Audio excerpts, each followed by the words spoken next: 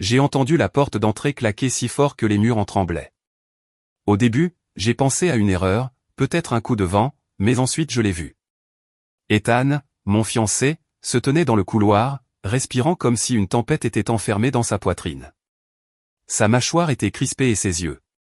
Je n'avais jamais vu ce regard auparavant, pas même lorsqu'il était furieux contre des entrepreneurs ou des fournisseurs. « Qu'est-ce qui ne va pas ?» demandai-je d'une voix faible en me penchant pour attacher ma sandale. « Tu étais censé être sur place ce matin. » Il ne répondit pas. À la place, il lança un épais dossier sur la table basse qui s'ouvrit comme une plaie, éparpillant des photos sur le bois poli. Je m'approchai, l'estomac noué. C'étaient des photos de moi avec Logan, son adjoint. Une photo au café, une autre au parc, Logan se penchant près de mon oreille, chuchotant quelque chose, sa main effleurant mon dos. « Ce n'est pas ce que tu crois, dis-je immédiatement en tendant la main vers les photos. On préparait ta surprise d'anniversaire. Je te jure. Tais-toi, grogna-t-il, me saisissant par les épaules avec une telle force que je perdis l'équilibre, sa voix devenant plus basse, plus froide. Je sais tout. Comment tu t'es enfermé dans son bureau? Comment tu as flirté lors du séminaire de l'entreprise? Je peinais à respirer, la gorge sèche. Il ne se passe rien. Logan ne fait que. Il m'a juste aidé. La gifle arriva si vite que je ne vis même pas sa main bouger, juste la douleur explosive sur ma joue et le goût métallique du sang sur ma langue. Je t'ai sorti de rien, cracha-t-il. Je t'ai donné un travail, une vie, une maison, et voilà comment tu me rends ça. Les larmes me montèrent aux yeux, je secouai la tête, encore sous le choc. Ethan, écoute-moi, s'il te plaît. Prépare tes affaires. 20 minutes. Peu importe où tu vas, mais tu ne restes pas ici. Il sortit son téléphone pour appeler quelqu'un et ajouta, dis à ta petite et qu'elle est virée aussi. Mes mains tremblaient en saisissant la valise la plus proche, incapable de décider quoi prendre, l'esprit vide. Lorsque je tendis la main vers la boîte à bijoux, il me bloqua. Laisse ça, dit-il froidement. Tout ce que je t'ai donné, bracelet, boucle d'oreille, la bague reste. Tu sors avec ce avec quoi tu es entré. Je regardais la bague de fiançailles en diamant encore à mon doigt. Ce avec quoi je suis entré? Je suis arrivé avec un manteau d'occasion, des bottes usées et un cœur plein d'espoir. Et maintenant je partais avec moins que ça. Même mon salaire, murmurai-je. C'est à moi aussi, dit-il sans cligner des yeux. Je posai la bague sur la coiffeuse, puis les clous de saphir, la montre. Un par un, tous les symboles de la vie que je pensais construire avec lui se posèrent sur ce bois froid. Finalement, je partis avec une petite valise et une écharpe, un cadeau d'anniversaire de ma meilleure amie, Vera, la seule chose qu'Ethan n'avait pas touchée. Au bureau de l'instructeur Caldwell, le garde de sécurité me regarda, perplexe. Mademoiselle Grave. Monsieur Caldwell a dit, vous ne travaillez plus ici. J'essayais de garder ma voix stable. Je dois parler à Logan Price. Le garde haussa les épaules. Il est parti aussi. Gros scandale ce matin. Vous êtes tous les deux interdits d'accès, dit-il. Je suppliai pour récupérer mes affaires personnelles. Après un échange tendu, ils me laissèrent monter, escorté par un autre garde comme si j'étais une criminelle. Mon bureau semblait être une scène de crime. Les collègues chuchotants évitaient le contact visuel, comme si la trahison était contagieuse. Je rassemblai la photo de ma mère, ma tasse préférée, et vis une clé USB avec le diaporama que je préparais pour la fête surprise d'Ethan. Je la glissai dans la poche de mon manteau. Dans le couloir, je croisai l'année de la comptabilité. Ses yeux levés puis détournés. L'année, s'il te plaît, tu sais où est Logan? Elle ne s'arrêta même pas, non. Et à ta place, je partirai avant son retour. Ethan est furieux. Il a dit à tout le monde de ne pas te parler. Ses talons claquèrent plus vite en disparaissant dans le couloir. Dans l'ascenseur, deux collègues masculins chuchotèrent qu'elle couchait avec Logan derrière le dos d'Ethan.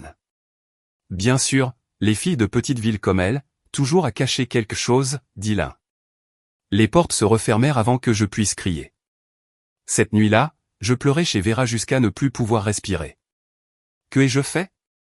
Sanglotai-je. Pourquoi penserait-il ça de moi? Elle me tendit un thé avec des mains tremblantes. Les hommes sont imprévisibles. Aujourd'hui tu es tout, demain tu es jetable. Mais je le vis dans ses yeux, elle calculait déjà combien de temps je pourrais rester. Un jour, peut-être deux. Son petit ami vivait pratiquement là aussi. Et juste comme ça, j'étais seul, déshonoré, sans abri, inconsciente que quelque chose changeait déjà en moi. Je pensais que c'était le stress. Je n'avais presque rien mangé depuis des jours, dormi peu, passé la plupart des nuits recroquevillé sur le canapé de Vera, fixant le plafond. Mais au troisième matin de nausées et de course aux toilettes, quelque chose se produisit. Non, ça me percuta. J'achetai un test dans une pharmacie à 2 rues, cachant mon visage derrière des lunettes de soleil comme si je faisais quelque chose de honteux. Je le fis en silence, assise sur le carrelage froid de la salle de bain de Vera, les mains tremblantes. 2 lignes. Je les regardai pendant ce qui me sembla des heures. Puis encore et encore. 2 lignes claires, indéniables. J'étais enceinte de l'enfant d'Ethan, le même homme qui m'avait jeté sans une seconde d'hésitation. Je me penchai sur le lavabo, essayant de ne pas pleurer. Pas maintenant. Pas encore. Mon bébé n'avait rien demandé. Dire à Ethan était hors de question.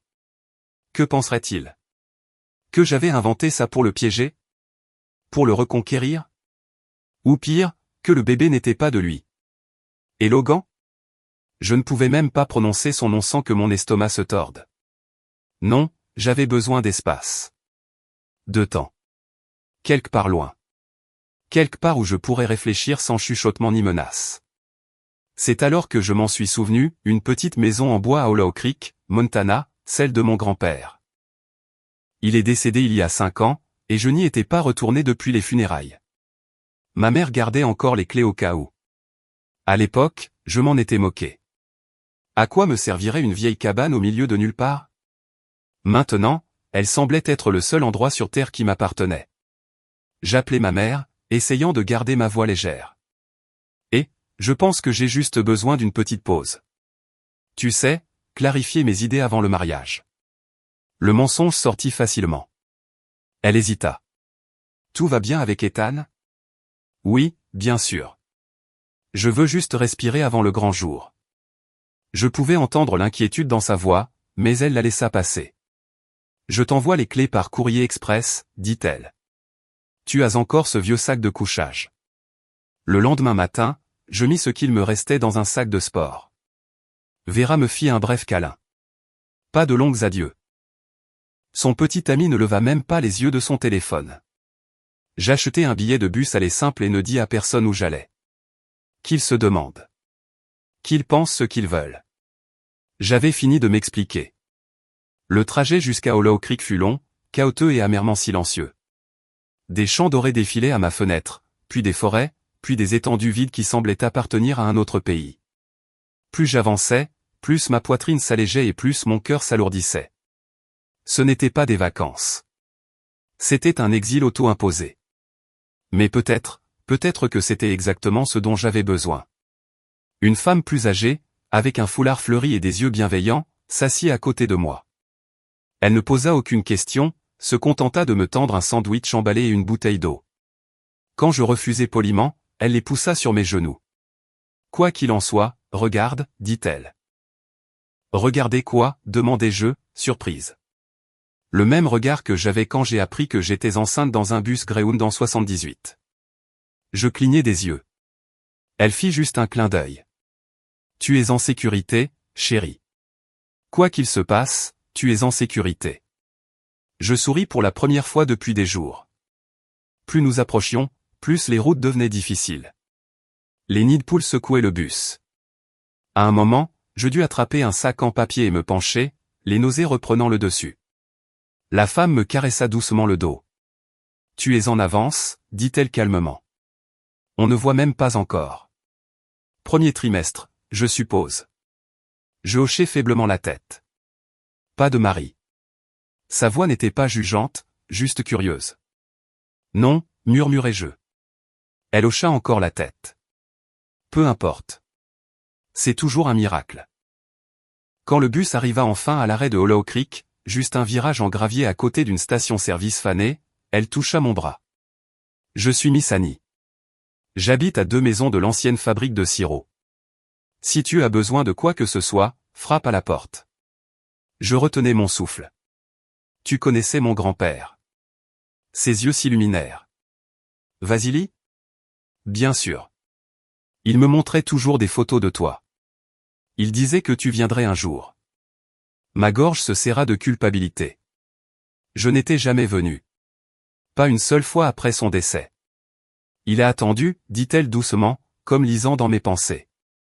Mais il serait heureux que tu sois ici maintenant. Je descendis du bus dans l'air vif de l'automne, serrant mon manteau plus fort. Miss Annie fit un signe de la main, puis disparut sur le chemin de gravier. Je restai là un long moment, regardant le ciel devenir gris. Puis je me tournai vers la maison. La marche était plus longue que dans mon souvenir, boueuse. La moitié du chemin envahi par les mauvaises herbes. Mes bottes de ville s'enfoncèrent dans la terre molle et je jurai entre mes dents lorsqu'un talon se cassa net. Parfait. Juste parfait. La maison apparut lentement, comme un fantôme se révélant. Elle était plus petite que dans mes souvenirs, plus fragile, volets pendants, peinture s'écaillant comme du papier. Le toit s'affaissait légèrement au centre. Le porche autrefois fier de mon grand-père tenait à peine debout, et pourtant il était toujours là, toujours debout. Moi aussi. Je laissai tomber mon sac sur le porche, fis jouer la clé rouillée dans la serrure et entrai. L'air sentait la poussière, les vieux livres et les souvenirs oubliés. Je restai dans l'embrasure et murmurai dans le silence, j'y suis arrivé, grand pas. La première nuit fut difficile, je dormis à peine. Le vent hurlait à travers les cadres de fenêtres fissurées et les planches grinçaient comme si elles parlaient une langue oubliée. Il n'y avait ni électricité, ni eau courante, et la seule source de chaleur était un vieux poêle à bois rouillé qui semblait plus décoratif que fonctionnel. Enveloppé dans un vieux qu'il trouvait dans un coffre de cèdre, j'essayais de ne pas penser à tout ce que j'avais perdu. Mais le silence eut un étrange effet sur moi, à Denver, le silence n'était jamais vraiment silencieux, il y avait toujours des sirènes, du trafic, des voisins, ici, on aurait dit que la maison respirait et attendait que je parle en premier. Le lendemain matin, j'étais en train de faire bouillir de l'eau sur un brûleur à gaz de fortune quand j'entendis frapper à la porte, pas un petit toc, mais un coup franc et assuré. Je me figeai. Personne ne savait que j'étais ici, à moins que ma mère en ait parlé. Mon cœur s'emballa. J'avançai à pas nus vers la porte, vêtu d'une grande chemise en flanelle et du legging de la veille. « Qui est là » appelai-je, tentant de garder une voix stable. « Facteur » répondit une voix masculine. « J'ai un chèque de pension pour... » Catherine Serve, ma grand-mère. J'entr'ouvris la porte et le vis, un homme d'une trentaine d'années, veste bleue de la poste, sac de courrier froissé à la main et un sourire confus. Ses cheveux étaient un fouillis de vagues châtains, et ses yeux avaient cette douceur tranquille qui inspirait confiance. Il y avait chez lui quelque chose d'honnête, immédiatement. Ma grand-mère est décédée depuis 9 ans, dis-je doucement. Vous devriez mettre votre fichier à jour. Son visage s'affaissa. Oh, je suis vraiment désolé. Elle est encore sur ma liste de livraison. Je noterai de la retirer. Il me regarda de nouveau. Vous êtes sa petite fille? J'acquiesçai. Vous comptez rester longtemps? J'hésitai. Je ne sais pas quelque temps, je suppose. Il sourit. Bienvenue à Hollow Creek. Je m'appelle Daniel. Si vous avez besoin de quoi que ce soit utile, chargeur, même un marteau, j'habite un peu plus bas, la maison avec la barrière rouge. Merci, dis-je, puis me stoppai. Attendez. Vous êtes facteur? Plus ou moins, répondit-il en haussant les épaules. J'étais architecte à Seattle. La vie a changé. Ma mère est tombée malade. Alors maintenant je suis facteur à mi-temps et réparateur à temps plein pour quiconque en a besoin. Un architecte devenu facteur dans une ville avec une seule épicerie et plus de chiens errants que d'habitants, cela aurait dû sonner triste, mais venant de lui, ça ne l'était pas. Ses yeux glissèrent derrière moi. Vous avez de l'électricité? Je secouai la tête. Je pensais, mais rien ne marche. J'ai dû faire sauter quelque chose. Je peux jeter un œil? Je voulus dire non, il restait un inconnu. Mais quelque chose dans sa présence calme et ancrée me fit reculer pour lui ouvrir. Faites attention, dis-je. Cet endroit est un piège mortel. Il eut un demi-sourire et entra comme s'il avait toujours eu sa place ici. En quelques minutes, il inspectait les fils et le vieux tableau électrique. Ce n'est pas sûr, marmonna-t-il. Tout ça devrait être remplacé. Vous avez eu de la chance que ça n'ait pas pris feu cette nuit. Je le réparerais bien moi-même, mais... Je désignai vaguement mon ventre. Il cligna des yeux, comprenant enfin. Vous êtes enceinte. Oui. D'accord, dit-il doucement, sans jugement ni surprise. Alors vous ne devriez vraiment pas rester ici sans chauffage ni câblage sain. Je n'ai pas les moyens d'un entrepreneur, avouai-je. Il se redressa, essuyant ses mains sur son jean. Je n'ai pas parlé d'argent. Je reviendrai demain avec ce qu'il faut. Ne vous inquiétez pas, vous ne me connaissez même pas, vous êtes la petite fille de Sab. Ça suffit. Et il partit. Ce soir-là, assise sur le porche, enveloppée dans le même kilt, buvant un thé tiède dans une tasse ébréchée, je repensais à ces mots. À Denver, je n'avais jamais été assez. Ni pour Ethan, ni pour Logan, ni pour mes collègues. Mais ici, dans cette petite ville oubliée, quelqu'un offrait son aide sans rien demander. Je ne savais pas quoi en penser, mais je savais une chose, je dormis mieux cette nuit-là. C'était un jeudi quand Logan Price arriva. Je balayais des feuilles quand je vis un SUV noir brillant soulever la poussière sur la route de gravier. Mon cœur se serra. Personne ici ne roulait avec ce genre de voiture, sauf quelqu'un de perdu. Ou qui cherchait quelqu'un. Le moteur s'arrêta devant la maison. La portière s'ouvrit et Logan en sortit, portant le même manteau sur mesure et les mêmes chaussures impeccables qu'au bureau, comme s'il était sorti d'une salle de réunion de Denver pour atterrir dans une carte postale oubliée. « Alena, dit-il d'un ton trop enjoué, comme si nous étions de vieux amis. Que fais-tu ici? On peut parler? 5 minutes. Je ne répondis pas, mais je ne fermai pas la porte. Il entra, regarda autour de lui avec dédain, comme si la poussière et le papier peint craquelé l'insultaient. Je suis venu mettre les choses au clair. Tu mérites la vérité. Bras croisés, j'attendis. C'était moi. J'ai truqué les photos. Celles qu'Ethan a vues.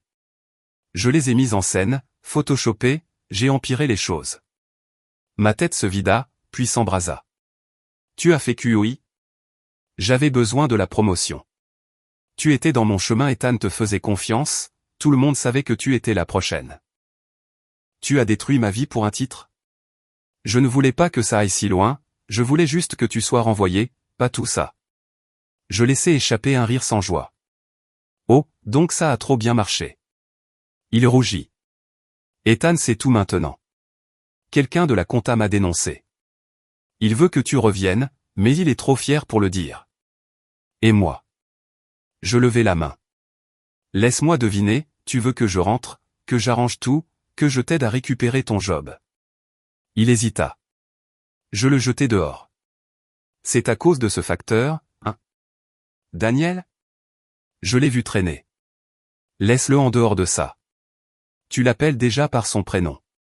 Tu vas vite. Dehors. Ethan ne laissera pas passer ça, tu sais. Il ignore que tu es enceinte. Je ne lui ai pas dit. Mais je pourrais. Mon sang se glaça. N'essaie même pas, réfléchis. Je reviens demain. Peut-être que tu verras les choses autrement. Il partit. Je restai là, tremblante, la peur et la rage mêlées. Il savait. Et maintenant il avait une nouvelle arme. Je m'effondrai près de la cheminée. Le pire n'était pas la menace. C'était réaliser à quel point j'avais été manipulé. Je ne sais pas combien de temps je restais ainsi, mais quand je levai enfin la tête, Daniel était là, silencieux dans l'embrasure. Ça va? Non. Et tout est sorti. Ethan, les photos, Logan, la grossesse, la peur. Il ne m'interrompit pas, il écouta, simplement, comme quelqu'un qui savait porter le poids du monde d'un autre sans rien exiger. Quand j'eus fini, il demanda doucement, « Que est-ce que tu veux faire ?» Je ne sais pas mais je sais une chose, je ne retournerai jamais là-bas. Il acquiesça. Alors tu ne seras pas seul. Plus tard, alors que j'étais dans le jardin à arracher des mauvaises herbes pour calmer mon esprit, j'entendis une voiture. Je pensais d'abord au camion de Daniel, il était passé plutôt déposer du bois. Puis je vis la voiture. Ce n'était pas un camion. C'était une voiture blanche, élégante, chère, complètement déplacée ici. Mon cœur se serra. La portière s'ouvrit et il apparut, Ethan Caldwell, debout dans ses bottes de créateur sur mon chemin de terre envahi par les herbes, comme s'il avait la moindre raison d'être là. Il semblait plus maigre, les cernes plus sombres, mais c'était toujours lui, l'homme qui avait autrefois prétendu m'aimer avant de me jeter dehors comme un déchet. Alena, dit-il doucement. Je me levai, essuyant la terre sur mes mains, le souffle déjà court. Que fais-tu ici? J'avais besoin de te voir. Gilles, j'ai fait une erreur. Je ne répondis pas. Je connais la vérité maintenant, à propos de Logan, des photos. Il a tout avoué. Je me suis trompé. Et je suis désolé. Tellement désolé. J'avalai difficilement. Voilà ce que j'avais autrefois espéré entendre, ces nuits sur le canapé de Vera où je croyais qu'un simple pardon pourrait tout réparer. Mais là, en le voyant dans mon jardin, près de ma clôture cassée et des touffes de menthe sauvage, cela sonnait creux. J'apprécie tes excuses, dis-je, mais elles ne changent rien à ce que tu as fait. Il fit un pas vers moi. Laisse-moi arranger les choses. Rentre à la maison. On trouvera une solution ensemble. Il n'y a plus de maison, Ethan. Tu as mis fin à ça le jour où tu m'as claqué la porte au visage. J'étais en colère, blessé. Logan m'a manipulé, et tu l'as cru sans même me poser une question. Tu ne m'as pas donné une chance. Il me dévisagea comme s'il cherchait quelque chose sur mon visage, puis son regard glissa et s'attarda sur la légère courbe sous mon pull. Tu as l'air différente, ton visage. Tu rayonnes. Et là, il inspira brusquement. Tu es enceinte, dit-il d'une voix basse. C'est de moi, n'est-ce pas? Mon ventre se noie. Oui, murmurai-je. Mais cela ne te donne aucun droit sur moi. Je suis le père. J'ai des droits. Des droits que tu as perdus quand tu m'as mise à la porte sans un centime, sans écouter, sans te soucier de rien. Sa voix montait maintenant, son ton lisse se fissurant. Je ne laisserai pas mon enfant grandir dans une cabane au milieu de nulle part. Et moi, je ne laisserai pas mon enfant grandir avec quelqu'un qui confond l'amour avec la possession. Nous nous fixâmes, l'air lourd de tout ce que nous ne disions pas. Puis une autre voix fendit l'attention. Elle a dit non. Ethan se retourna. Daniel se tenait au bord du chemin, les mains dans les poches, calme comme toujours. Encore toi, grogna Ethan. Tu te crois quoi? Tu crois que jouer au petit bricoleur te rend héroïque? Je crois que je tiens à elle. Ce qui est déjà plus que ce que tu fais, ces derniers temps. Tu n'as aucune idée de qui je suis. Daniel avança. Non, mais je sais ce que tu n'es pas. Tu n'es pas l'homme dont elle a besoin. Le visage d'Ethan se crispa. Tu n'es pas sa famille. Tu n'es pas le père. Tu n'es que. Je suis quelqu'un qui est là quand elle a besoin d'aide. Ça suffit. Ethan me regarda. C'est ça que tu veux maintenant? Cette ville? Ce remplaçant? Je ne s'y ai pas. Cette paix, cette vie, cet enfant. Oui. Tout cela. Il secoua la tête. Tu le regretteras. Je regrette seulement d'avoir cru un jour que tu me protégerais. Ethan ouvrit la bouche, puis la referma. Pendant une seconde, je vis quelque chose dans ses yeux, peut-être de la douleur, peut-être l'incrédulité que je ne revienne pas vers lui. Puis il fit demi-tour et regagna sa voiture. Quand le bruit du moteur disparut, je réalisai que je tremblais. Daniel se posta près de moi sans me toucher. Il resta simplement là jusqu'à ce que ma respiration se calme. Merci, dis-je enfin. Pas besoin. Si, pour être venu, pour être resté. Il me regarda, tranquille, solide. Je ne vais nulle part. Et comme ça, la porte de mon ancienne vie se referma définitivement. L'automne céda lentement la place à l'hiver à Hollow Creek. Les jours raccourcirent, l'air se fit plus vif, et le monde dehors devint une toile silencieuse d'arbres nus et de fumée montant des cheminées voisines. Mais dans ma petite maison, quelque chose de nouveau prenait racine, moi. Cela commença par des choses simples. J'achetai des rideaux à carreaux et les accrochai moi-même. Je réparai l'armoire grinçante de la cuisine avec un vieux tournevis sous les instructions patientes de Daniel. Je balayais le perron chaque matin, juste pour voir les lignes propres sur le givre. Et Daniel, lui, ne m'envahissait jamais, ne me pressait jamais. Il passait quand j'avais besoin d'aide pour porter quelque chose, quand le chauffage toussait trop fort, quand le vent arrachait un volet. Parfois il apportait du thé et le laissait simplement devant la porte. Mais le plus souvent, il restait assez longtemps pour de longues conversations tranquilles, sur rien et sur tout. Je lui parlais de mes anciens rêves, de la façon dont je m'imaginais autrefois organiser des expositions, donner des conférences sur Monet et Rodin devant des amphithéâtres remplis. Il m'écoutait avec une attention qui me donnait l'impression d'exister réellement. Et il me raconta aussi son histoire, le cabinet d'architecte où il travaillait, le collègue qui lui vola un projet et le fit accuser du désastre qui s'ensuivit, l'humiliation publique, puis la décision silencieuse de tout quitter sans se retourner. Nous fuyions tous les deux des versions de nous-mêmes nées dans des tours de verre et détruites tout aussi facilement. Un jour, chez la mère de Daniel, Carole, elle me tendit un classeur rempli de vieux livres d'art. Je me suis dit que ça pourrait t'occuper l'esprit, dit-elle en souriant. Et peut-être te servir si tu te décides à enseigner au lycée. Enseigner ? Elle hocha la tête. Il cherche quelqu'un pour assurer l'histoire de l'art. Pas beaucoup de candidats. Trop petite ville, pareil. Mais je pense que les jeunes t'adoreraient. J'hésitais d'abord. L'idée de me tenir à nouveau devant une classe, de parler de coups de pinceau et de symbolisme me semblait presque étrangère. Puis je me rappelais qui j'étais avant Ethan, avant Logan, avant de mesurer ma valeur à ma capacité à me taire. Alors j'ai dit oui. 2 jours par semaine, 10 élèves, un tableau noir plus vieux que moi. Mais quand je vis leurs yeux s'illuminer tandis que je parlais de Van Gogh, de la lumière, de la façon dont l'art survit à la guerre et à la douleur, quelque chose se ralluma en moi. Je redevenais entière. Pendant ce temps, mon ventre grossissait. Les nausées étaient passées, remplacées par les coups nocturnes et la prise de conscience que je ne reconstruisais pas seulement ma vie, j'en construisais une autre. Un petit cœur qui dansait aux échographies. Une vie que je ne savais pas encore nommer mais que j'aimais déjà de tout ce qui me restait. Daniel fut là pour tout, chaque rendez-vous médical, chaque course. Il répara le toit à la première neige, renforça les marches, construisit même un berceau de ses propres mains, ponçant chaque latte jusqu'à ce qu'elle soit lisse comme la soie. « Tu n'es pas obligé de faire tout ça », lui dis-je un jour en le regardant installer une veilleuse en forme de lune. « Je sais », répondit-il sans lever la tête. « J'en ai envie. » Et un soir, après un simple dîner de soupe et de fromage grillé, je le regardai et compris que je n'avais plus peur. Plus peur qu'il parte, que je le déçoive, que j'ai trop besoin de lui, parce qu'avec lui je ne me sentais jamais petite. Je n'avais rien à prouver. Il me voyait, simplement.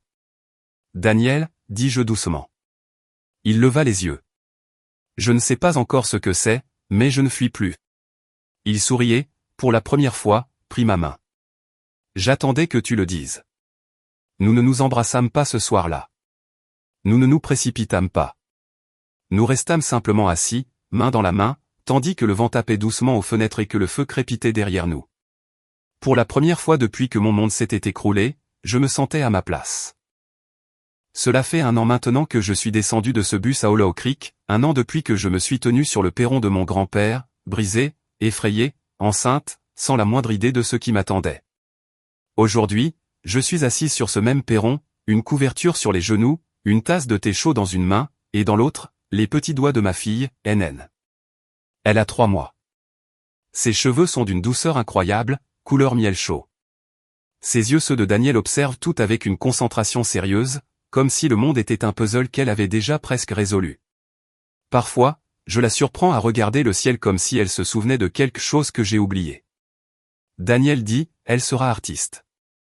Je réponds, peut être architecte. Il rit, dans tous les cas, elle construira quelque chose de beau. Il n'a pas tort. La maison ne tombe plus en ruine. Nous avons repeint les murs ensemble. Il a choisi la couleur, moi les pinceaux. Carole nous a offert de nouveaux rideaux. Miss Annie a laissé de la confiture sur le perron chaque dimanche de mon 3e trimestre. Steen est passé une fois avec un berceau sculpté à la main qui m'a fait pleurer pendant 20 minutes. Nous nous sommes mariés en juillet, lors d'une petite cérémonie dans le champ derrière la maison, avec seulement quelques voisins, une enceinte empruntée et un bouquet cueilli dans le jardin de Carole. J'ai porté une robe simple. Daniel portait une chemise bleue que je n'avais jamais vue auparavant. Nan a dormi pendant une grande partie du moment, mais quand il a dit « je ne m'éloignerai jamais » et que j'ai regardé les personnes qui m'avaient soutenu sans rien demander en retour, j'ai su que j'avais trouvé mon foyer, le vrai. Enseigner au lycée est devenu bien plus qu'un simple travail. Mes élèves ont cessé de m'appeler Mademoiselle Grave pour commencer à m'appeler Madame G. Ils m'apportent des croquis, des questions et parfois des histoires qu'ils n'osent raconter à personne d'autre. Je crois qu'ils voient quelque chose en moi. Peut-être un rappel que guérir n'est pas bruyant. Que parfois reconstruire sa vie ressemble à prendre les présences et parler d'impressionnisme un jeudi matin pluvieux. Et Ethan, il a essayé d'appeler une fois. C'était un numéro que je ne reconnaissais pas, mais je savais qui c'était et je n'ai pas répondu. Je n'en avais pas besoin. Il n'y avait plus rien à dire. Il ne sait rien de non. Il ne saura jamais. Ce n'est pas de la vengeance. C'est de la protection. Parce que ma fille grandira dans un monde où l'amour n'est pas conditionnel, où les gens n'élèvent pas la voix pour se faire entendre et où personne n'est jamais rejeté pour avoir été humain. Elle connaîtra la paix, la sécurité et ce genre de joie tranquille que je ne croyais pas possible avant de venir ici. Et Daniel, il lui lit chaque soir, même quand elle dort déjà. Il lui a fabriqué un mobile avec des brindilles et des grues en papier qui tournent doucement dans la brise. Il m'apporte le café le matin et m'embrasse encore le front comme si c'était la première fois. Je pensais autrefois que l'amour devait être dramatique, grandiose, comme au cinéma. Maintenant je sais que l'amour, c'est des mains stables quand les tiennes tremblent. L'amour, ce sont des chaussettes chaudes les matins froids. L'amour, c'est rester. Je regarde non. Elle dort maintenant, sa respiration douce et régulière. Un petit point replié contre sa joue. Daniel sort sur le porche, 2 tasses à la main. Il m'entend et s'assoit à côté de moi, nos épaules se touchant. Elle a souri dans son sommeil, je murmure. Elle a probablement rêvé de toi, répond-il. Je souris. Je pensais autrefois que ma vie avait pris fin le jour où Ethan a claqué cette porte. Mais non. Elle s'est ouverte en grand pour que quelque chose de meilleur puisse commencer. Le vent fait bruisser les arbres et, au loin, j'entends des rires depuis le porche de Missani. Quelque part, un chien aboie. Le monde semble silencieux de toutes les manières justes. Et dans ce silence, j'entends enfin ma propre voix à nouveau. Pas la fille brisée qui suppliait qu'on la croie. Pas la fiancée oubliée laissée dans un pantouse. Mais la femme qui s'est choisie elle-même et qui a construit quelque chose de réel.